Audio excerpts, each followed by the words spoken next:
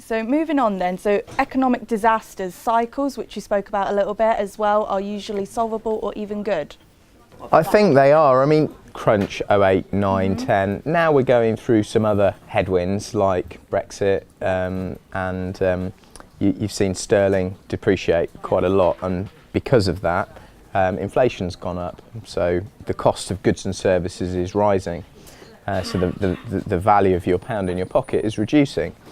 And all that stuff initially looks like it's going to be a big issue, and newspapers will put headlines up like, oh well, the attacks on buy-to-let, the taxation is increasing, you've got new sort of PRA rules, which means that you need much bigger deposits and you can't borrow as much on a buy-to-let mortgage, so it's making it much more difficult.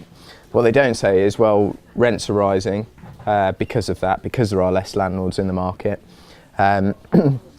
As cost prices are increasing in terms of refurbs and in terms of men working on the properties, that just means that new build cost prices are increasing. It creates an added sort of push on the value of existing properties.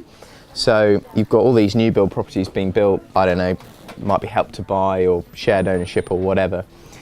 If they were costing, I don't know, £90 a foot to build, sort of 09, 10 when things were cheap, and now they're more like 110, £120 a foot, well, they look relatively expensive when they're sold on to a first-time buyer in comparison to an existing property.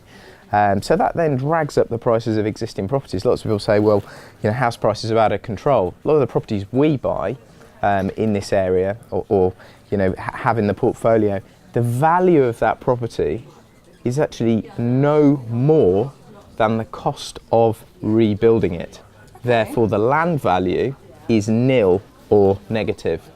So it could be argued that the increases in the value of the property over the last 2 or 3 years have largely just been driven by the increase in the cost of labour and materials.